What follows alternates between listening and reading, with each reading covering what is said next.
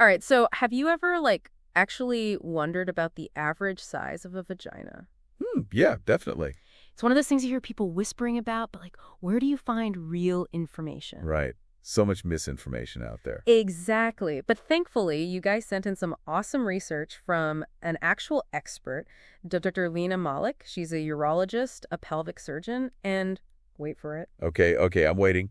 She has a YouTube video where she breaks it all down. Oh, cool. Like from a scientific perspective. Yes, using MRI scans and studies with thousands of women. Whoa, that's some serious data. Seriously, so we're going way beyond the rumors and getting to the truth. I love it. Busting those myths. Totally. And what really surprised me was the average length. I thought it was going to be bigger. Really? Smaller than you expected? Way smaller. I feel like a lot of us have this misconception about size. Yeah, I think it's because we don't talk openly about female anatomy.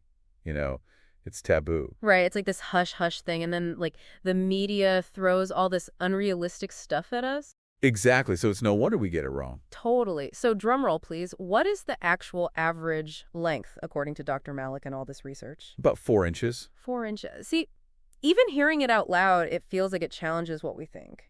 Totally. But remember, that's just the average. Right. There's a huge range of what's normal.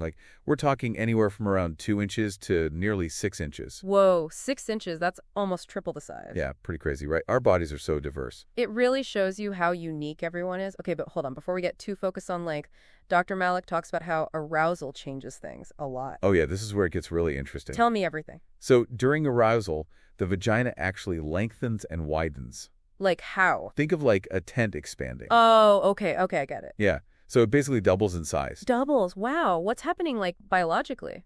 It's all about increased blood flow and muscle relaxation. Gotcha. So it's not a fixed measurement. It's Dynamic, yeah. super dynamic. And what about width? Does that change too? It does. Think of it like an accordion.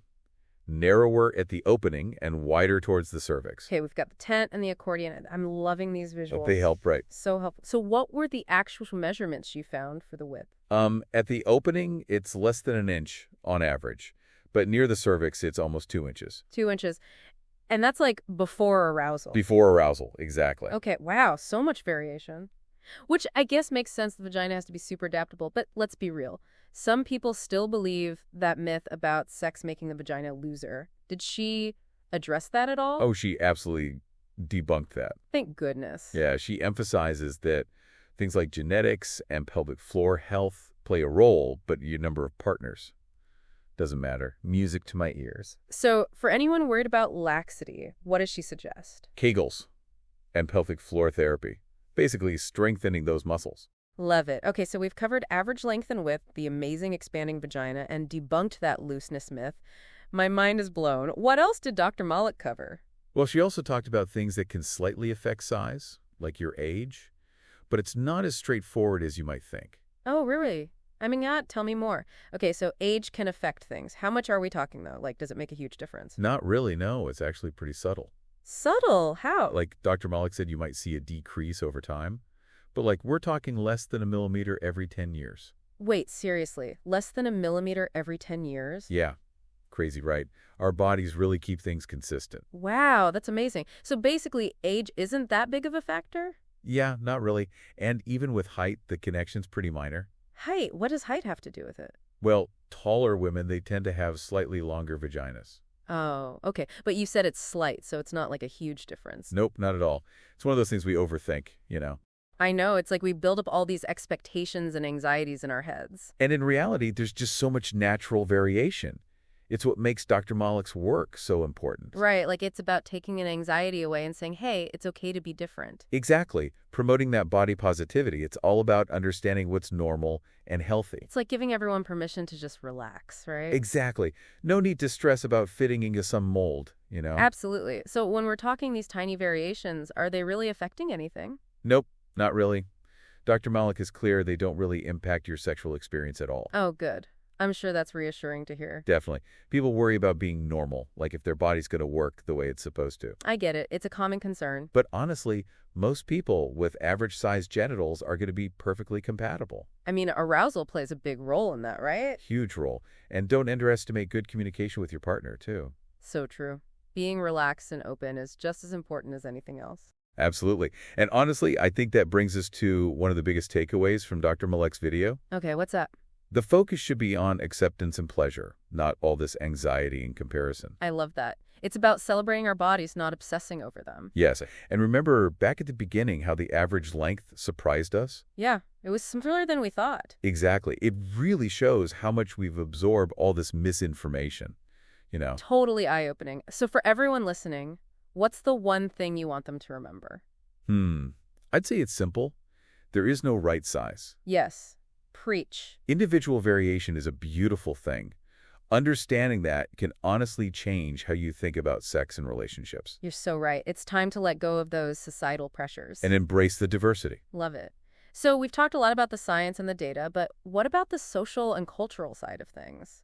Oh, great question. Like how these misconceptions affect women's self-esteem in relationships. Exactly. It's a huge topic. I feel like these myths are so damaging, leading to feeling inadequate. I agree, yeah. Anxiety about sexual performance, maybe even problems in their relationships. It's like we've created this culture of shame around female sexuality. Yeah, and that's why these conversations are so important. We've got to be open and honest. Normalizing these variations. The more we talk, the less power those myths have. Totally agree. Knowledge is power.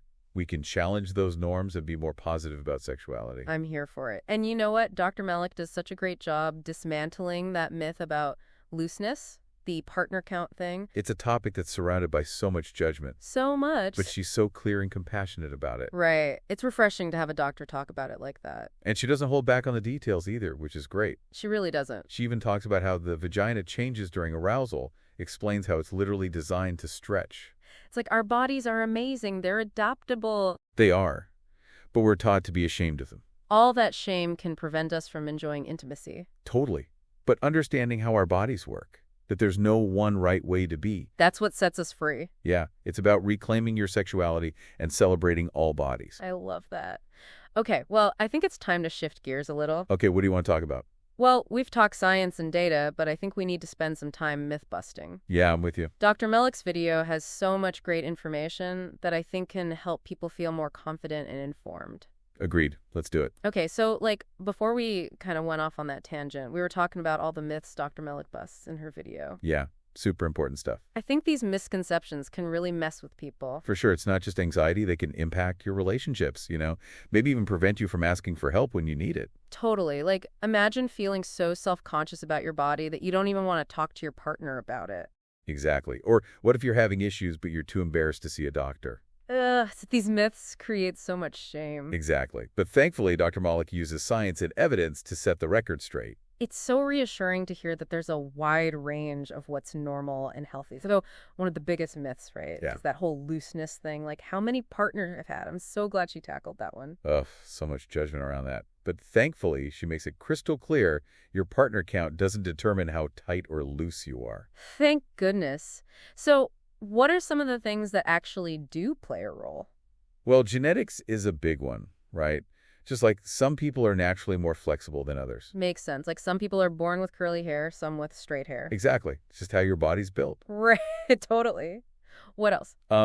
Childbirth can definitely stretch things out a bit. Yeah, that makes sense. But there are things you can do to regain strength and tone, like Kegel exercise. Oh, yeah, Kegels are a classic. I should probably do those more often. Me too. And pelvic floor therapy is another great option. So it's not about judging people. It's about giving them the tools to take care of themselves. Exactly. And I love that Dr. Malek is all about empowerment, not shame. Right. No judgment here. Just facts and information so you can make informed choices. Love it. And, it all goes back to that surprise we felt when we learned the average length. Yeah, it was smaller than we thought, way smaller. It really shows how those myths have distorted our perceptions. They really have. So to wrap things up for our listeners, what are the key takeaways you'd want them to remember? Well, first of all, no matter what you've heard, there's no right size for a vagina. I love that. Everybody is different. And that difference is beautiful. Your size doesn't determine your worth or your ability to enjoy sex. Preach. And let's ditch that whole myth about looseness and partner count. Yes. Your sexual history doesn't define you. Okay, anything else? Yeah, just remember to focus on what really matters. Like what?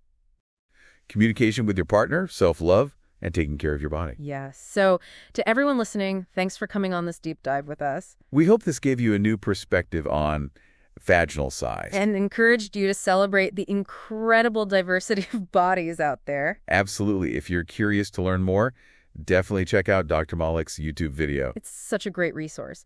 And until next time, stay curious, stay informed, and keep diving deep.